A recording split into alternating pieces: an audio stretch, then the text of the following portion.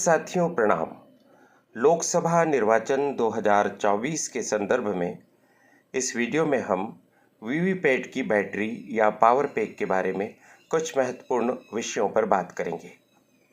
यह बातचीत आपके लिए आपके निर्वाचन संबंधित कर्तव्यों के निर्वाह में मददगार साबित होगी। Voter verifiable paper audit trail में लगने वाली पावर पैक के संबंध में कौन कौन से महत्वपूर्ण विषय है, आइए क्रमशः देखते हैं। सबसे पहला विषय है पावर पैक बदलने के नियम।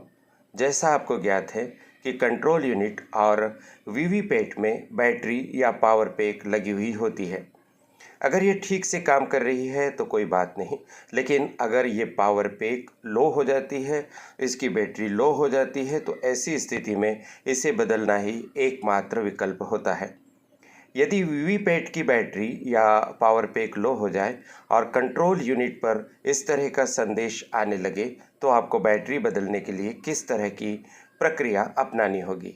सबसे पहले आप अपने सेक्टर ऑफिसर से संपर्क कीजिए, उन्हें कॉल कीजिए और उन्हें बताइए कि आपके मतदान केंद्र पर वीवीपैट के पावर पैक में अब लो का संदेश आ रहा है और उस बैटरी को बदलना होगा। सेक्टर ऑफिसर यथाशीघ्र आपके मतदान केंद्र पर पहुंचेंगे।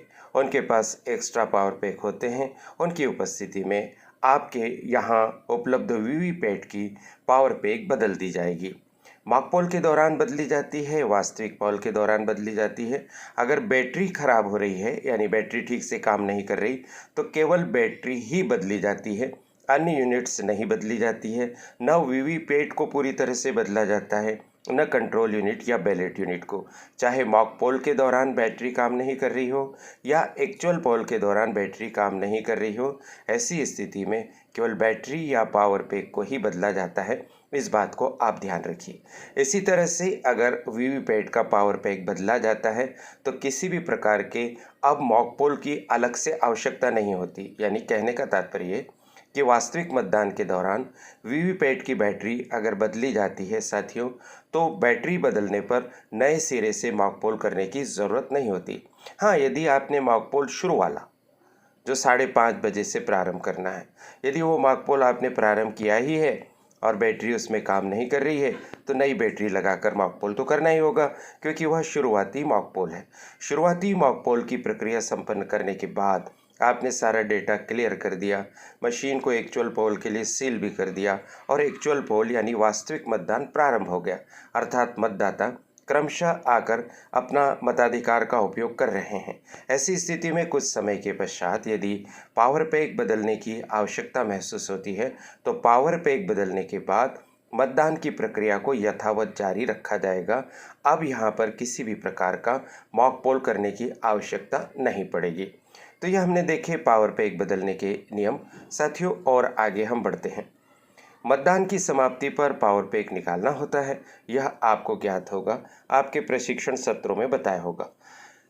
कैसे निकालेंगे, तो सबसे पहले ये ध्यान रखिए कि जब अंतिम मतदाता के द्वारा मतदान कर दिया जाए और अब बाहर प्रतीक्षारत कोई भी मतदाता नहीं है, मतदान समाप्ति के प्रति आप आश्वस्त हो गए, आपने मतदान समाप्ति की विधिवत घोषणा भी कर दी है। अब उसके पश्चात आपको क्या करना होगा, उसके पश्चात अब आपको कंट्रोल यूनिट का स्विच ऑफ करना होगा। वीवीपैट का जो नॉब है अभी वर्किंग मोड पर है, उसको ट्रांसपोर्टेशन मोड पर आपको लाना होगा। साथ ही साथ जो केबल्स हैं, बैलेट यूनिट की केबल जो वीवीपैट में लगी है उसको वहाँ से निकालना है। वीवीपैट की केबल जो कंट्रोल यूनिट में लगी हुई है उसको भी निकालना है। इस तरह से संपूर्ण संबंध विच्छेद कर देने के पश्चात और कंट्रोल यूनिट का स्विच हम पहले ऑफ कर ही चुके हैं और नाब को भी हम वर्किंग मोड से ट्रांसपोर्टेशन मोड पर ला चुके हैं। अर्थात खड़ी स्थिति से हमने आड़ी स्थिति में नाब को कर दिया है। अब हम बैटरी का सेक्शन खोलेंगे।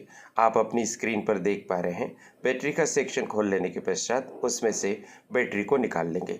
साथियों, यह एक अनिवार्य कार्य है, इसमें आप भूल मत कीजिएगा, क्योंकि जब मतदान समाप्ति के पश्चात आप सामग्री जमा करने के लिए पहुंचेंगे, सामग्री जमा केंद्र वाले जो अधिकारी होंगे, प्रभारी होंगे, वो आपसे कंट्रोल यूनिट का बॉक्स, बैलेट यूनिट का बॉक्स, वीवीपैट का बॉक्स और साथ में अलग से वीवीपैट की बैटरी भी मांगेंगे।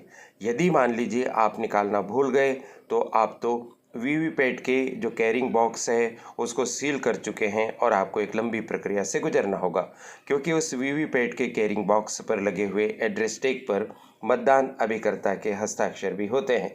यदि आप अब मतदान सामग्री जमा केंद्र पर उसके एड्रेस टैग को खोलकर वीवीपैट को बाहर निकालकर फिर बैटरी निकालते हैं, तो फिर आप जब वापस से एड्रेस टैग उस पर लगाएंगे तो मतदान अभिकर्ता हस्ताक्षर करने के लिए उपस्थित नहीं होंगे। तो ये भारी गलती मानी जा सकती है, बड़ी गलती मानी जा सकती है। तो ध्यान रखिए कि नियम है कि जैसे ही मतदान समाप्त होगा और आप अभी पूर्व में बताई गई व्यवस्था के अनुसार स्विच ऑफ आदि कर लेंगे, उसके पश्चात वीवीपैट की बैटरी को आप निकाल लीजिए। वीवीपैट की बैटरी को आप निकालने के पश्चात क्या करेंगे, इसको एक लिफाफे में रखना होता है। किसी किसी निर्वाचन क्षेत्र में वीवीपैट की बैटरी को रखने के लिए पृथक से एक लिफाफा दिया जाता है। यदि आपके निर्वाचन क्षेत्र में सामग्री वितरण करते समय आपको इस तरह का कोई लिफाफा मिला हुआ है जिसमें वीवीपैट की बैटरी आसानी से रखी जा सकती है, बड़ी बैटरी होती है, भारी बैटरी होती है, अगर लिफाफा इस तरह का है तो उसमें रख दीजिए और लिफाफे पर जो प्रविष्टियां हो उसे कर दीजिए।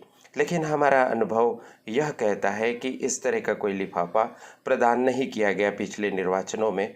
तो यदि इस बार भी आपको वीवीपैट की बैटरी या पावर पैक को रखने के लिए कोई लिफाफा न मिले, तो आप इस स्लाइड के तीसरे पॉइंट को फिर से पढ़िए, लिफाफे में रखें या कागज़ में लपेटें।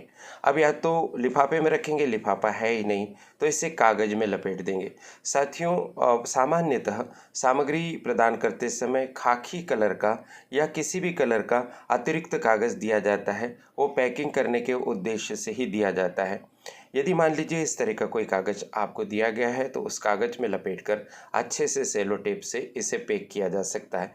ऐसा कोई कागज़ नहीं दिया गया तो आप प्रबंध कर लीजिए, वाइट पेपर में भी आप इसे लपेट सकते हैं। अच्छा हो आप अपने साथ भी कुछ पेपर्स रख कर ले जाएं, पूरी तरह से लपेट दें। अब चूंकि लिफाफा नहीं है, अब आपने या तो खाकी पेपर में उसको लपेटा है या वाइट पेपर में लपेटा है, तो अब आपको उस पर कुछ एंट्रीज कर देना चाहिए। अच्छे से पैक करने के बाद कौन कौन सी एंट्री हो सकती है, हम उदाहरण के तौर पर आपको बता रहे हैं। पावर पैक के लिफाफे या कागज पर लिखा जाने वाला विवरण, लोकसभा निर्वाचन क्षेत्र का क्रमांक एवं नाम लिख दीजिए।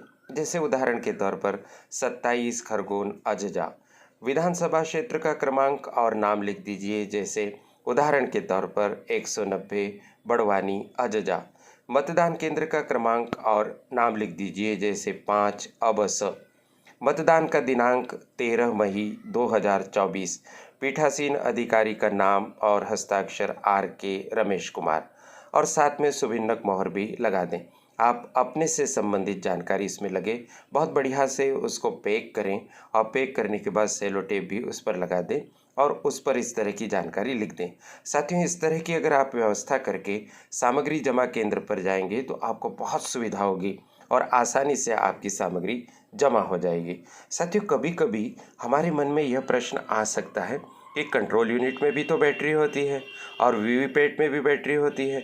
जब दोनों में बैटरी है तो केवल वीवीपैट की बैटरी या पावर पैक को ही क्यों निकाला जाता है, कंट्रोल यूनिट की बैटरी को निकालने की क्यों आवश्यकता नहीं पड़ती है।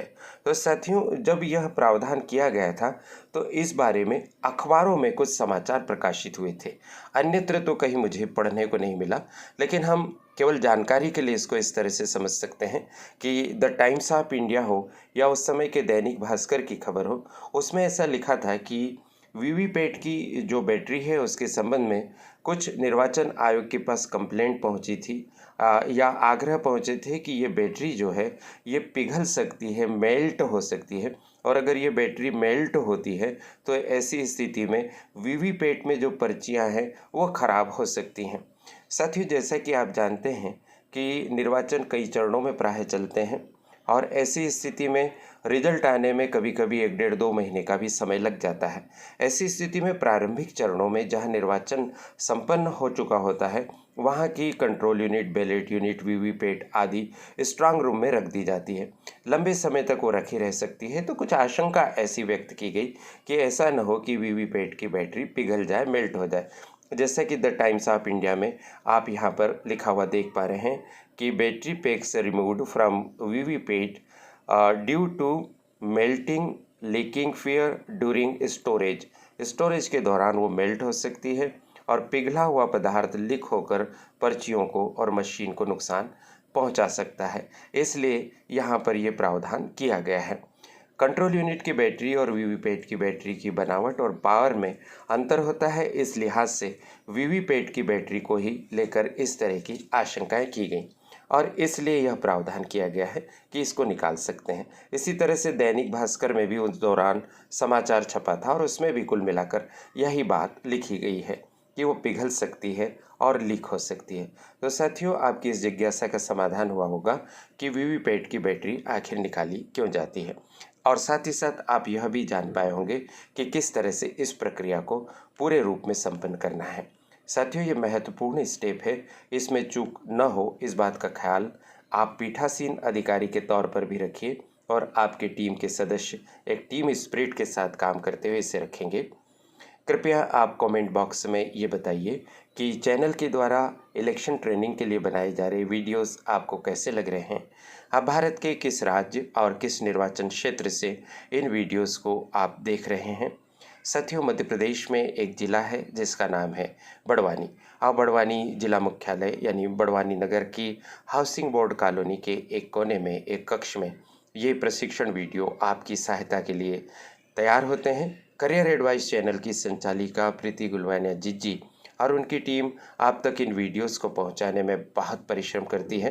कृपया आप कमेंट बॉक्स में ज़रूर बताइएगा कि उनके प्रयास आपको कैसे लग रहे हैं। इस वीडियो में फ़िलहाल इतना ही।